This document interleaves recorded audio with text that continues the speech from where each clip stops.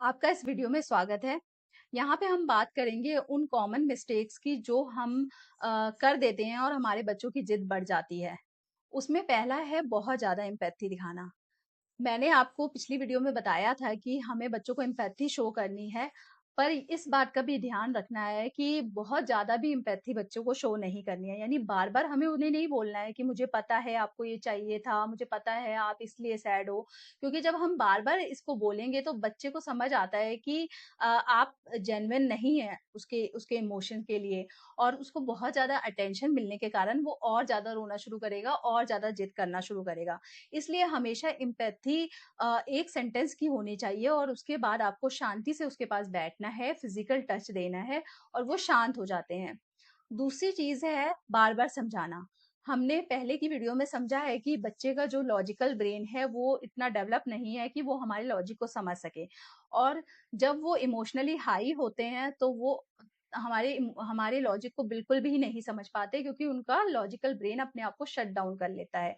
तो अगर उस टाइम पे आप बार-बार समझाएँगे कि बेटा आपका टाइम फिक्स है इसलिए मैं आपको और टीवी नहीं दे सकती, तो उसको ये समझ नहीं आएगा बल्कि वो और ज़्यादा रोएगा। क्योंकि उसको लगेगा आप बहुत ज़्यादा अटेंशन दे रहे हैं उसको और आप उसको वो चीज़ दे सकते हैं। इसलिए बच्चे को उस टाइम पे बार-बार समझाना भी नहीं है और हमने तीसरी चीज़ जो हम गलती करते हैं, वो है बच्चे की जिद के आगे हम हार मान लेते हैं। जब हम देखते हैं बच्चा बहुत ज़्यादा रो रहा है, तो हम उसको वो चीज़ दे देते हैं जो कि उसके टेंट्रम्स को, उसकी जिद को बढ़ा देती है। तीसरी चीज़ हमें ये ध्यान रखनी है कि बच्चे पर ज़्यादा ध्यान नहीं देना मतलब उसकी जिद पर ज़्यादा ध्यान नहीं देना। कई बार क्या होता है अगर जॉइंट फैमिली है, बच्चा जिद कर रहा है बहुत ज़्यादा बहुत सारे लोग आके बोलना शुरू कर देते हैं कि अरे ये इतना क्यों रो रहा है, इसको दे दो।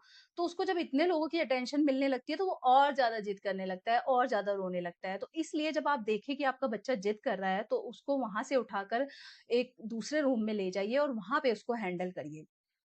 जो लास्ट गलती करते हैं वो है कि अपने बच्चे को हम दूसरों के आगे या उसके सामने बोलते हैं कि तुम तो बहुत ज़िद्दी हो गए हो या मेरा बच्चा तो बहुत ज़िद करने लगा है। जब बच्चे अपने बारे में ऐसा सुनते हैं, तो वो ये समझ लेते हैं कि हम ज़िद्दी हैं और हम ज़िद करते हैं और इसलिए आपको बार-बार उनकी ज़िद देखने को मिलेगी।